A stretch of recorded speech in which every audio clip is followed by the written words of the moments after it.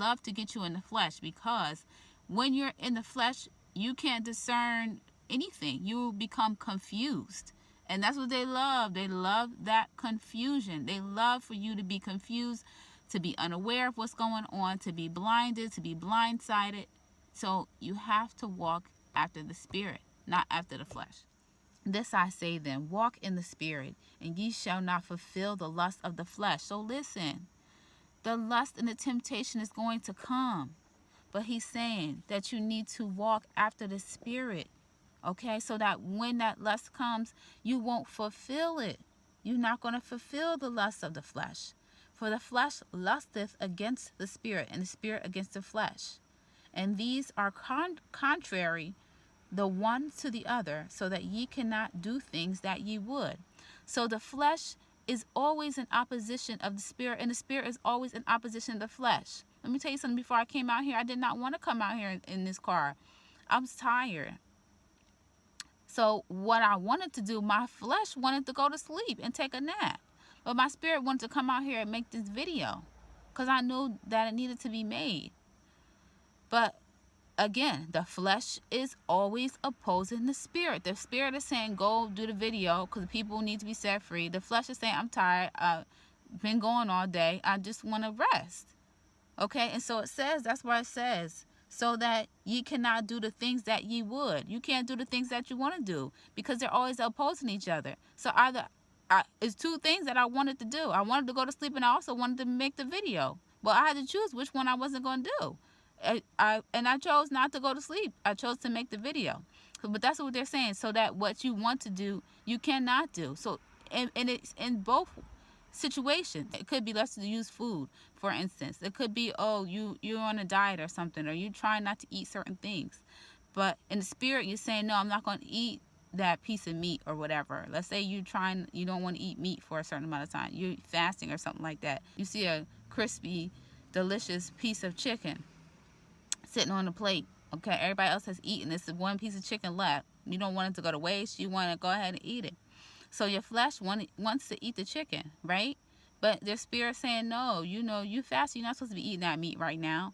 You can't eat that. So it's like, it says, so that what you want to do, you cannot do. You want to eat the chicken, but you know that you cannot eat it because you are supposed to be fasting, walking in the Spirit. But at the same time, you don't want to eat the chicken. You want to do the right thing, continue to fast, but the flesh do not want to do that. The flesh wants to eat the chicken. So you have to always keep in mind which is leading you. Are you being led by the flesh, or if you're being led by the Spirit?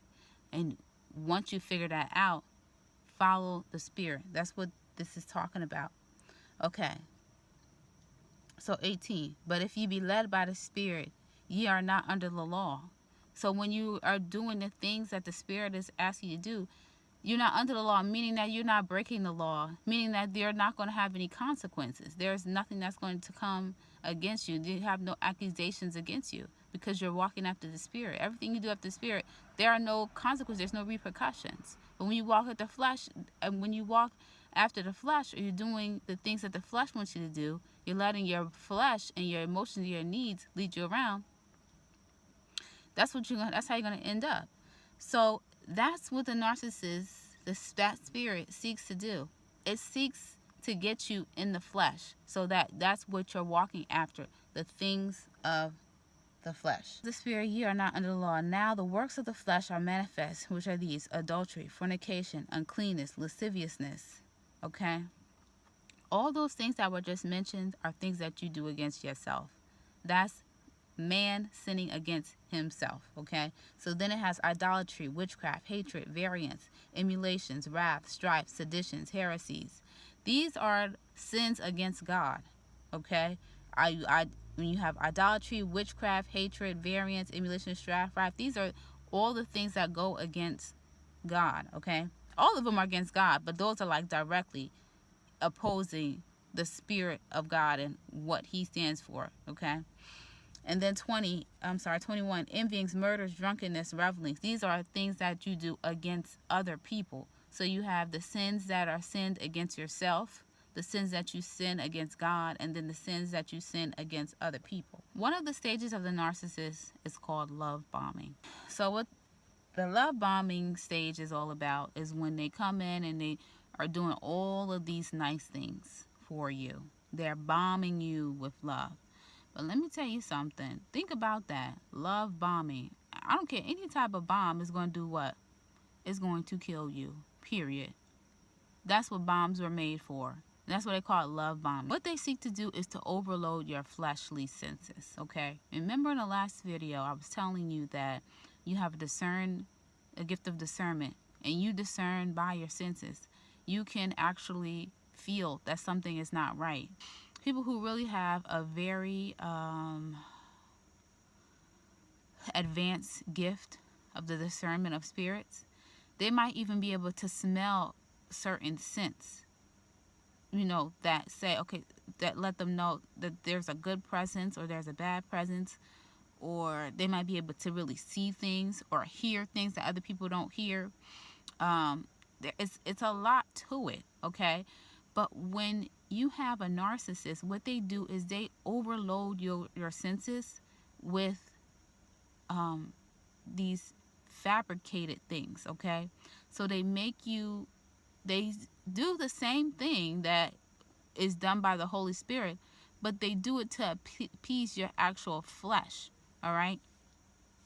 So the narcissist is going to overload you to weaken your ability to discern. That's their whole goal. And that's what the love bombing does.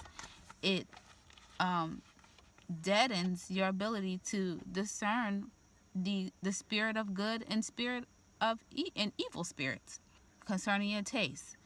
They take you out to your favorite restaurants. They get you things that you like to eat, basically.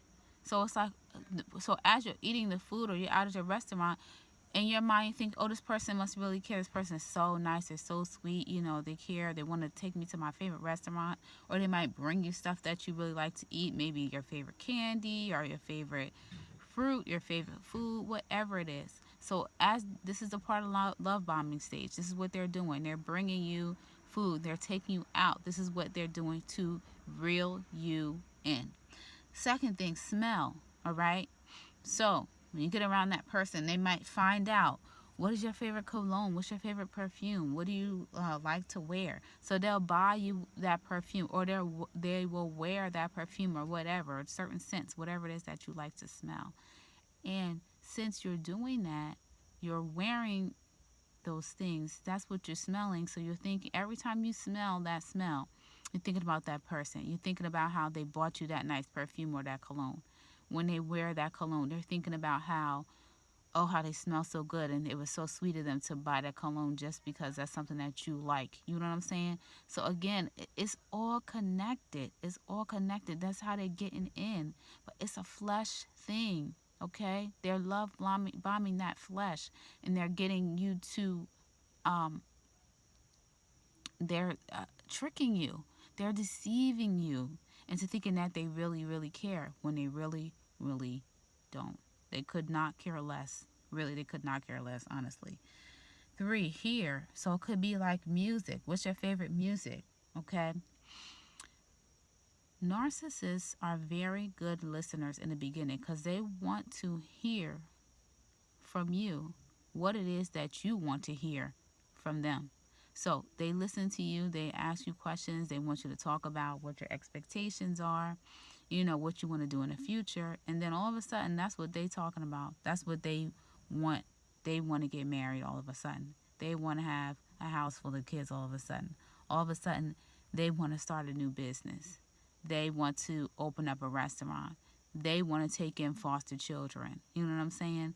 All of a sudden, they want to adopt kids. All of a sudden, these are the things that they want to do. Oh, they're looking to get out of debt and save money and do all these kinds of things or whatever. Or maybe this is something that they might say that they've already done. This is something that they are doing. Okay, or something that they already had. These are the things that they are telling you. This is because they're telling you everything that you want to hear. Again, so now that you're hearing all of these things, it's like, oh, this person really is seeking to help me, or this person is really what I've been looking for such a long time. This person is the perfect person. This person must be sent by God.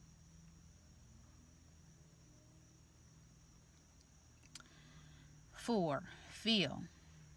So, they like to give you hugs and all that kind of stuff.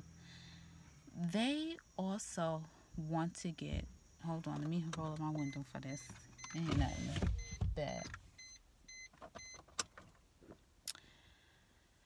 These people with this spirit, because they are perverse, and again, they're walking after the flesh. As quickly as they can, they want to start moving towards sexual things, sexual perversion. Okay, remember when I read about all those things? Okay, the lasciviousness, uncleanness, fornication, and adultery. All those things are sexual things, and that's the first things that are listed, because that's what they are so into. Okay, that's the first thing they want to do as soon as they can, is to get you in bed. They are trying to deaden that spiritual gift and to heighten the flesh, so that you walking in the flesh and not after the spirit. So sight, okay, they will appear very loving and very kind. They might have, some friends over and it's be so cool with them or whatever, or their mom or whatever. They are so loving towards their mom, their parents, or even if you're out in a restaurant, they might be so sweet, open up the door for you, or I'm talking like this because I'm a woman. That's how they would act. So these are the things that you have to be careful of. That spirit wants to get you to walk after the flesh and to not walk by the spirit. And so that's the thing that you have to be careful of. You have to ask yourself, am I walking by the spirit, or am I walking after my flesh? Because that's what they're looking to do. That's what they're seeking to do. And once they get you walking after that flesh, it's a wrap for them. But then there you go. You're back in that bondage. And like I said before, this time you might not make it out. And that's something that you have to really be careful of, because Satan is not playing with you. He's not playing with me. He's not playing with us. This is not a game to him. It's not a game to him. You can't be walking one way and then walking the other way and then think that, he's going to take it easy on you. Now he's going to really do his best. He's going to pull out all his best tricks. I'm telling you. So, keep that in mind, okay? When you meet these people and they're out here, keep your senses clear so that you really know what's going on. And another thing I want to mention too, I have not mentioned this before, but there's a lady of God on here, her YouTube channel. Her name is Joy Blair, and she talks a lot about fasting. And I watch a lot of her videos, and basically what she talks about, which is true, is that as you fast, what you're doing is you are killing the flesh, or starving the flesh, and you're allowing your spirit to become stronger. So that's something that you also need to keep in mind, is that you need to pray about every person that comes into your life in any type of relationship that they're trying to get into with you. Pray about that person, but also fast too, because when you are fasting, you are not allowing that flesh to rise up and to live and to overtake things. Then your spirit is going to be heightened. When you are fasting and you are starving the flesh, your spiritual senses are going to be heightened, and you'll be better able to walk after the Spirit of God. So keep that in mind as well, okay? That you have to incorporate that fasting into your praying, okay? All right, guys. I love you so much. Be blessed. I hope this video has blessed you. Take care. Have a wonderful day. Bye.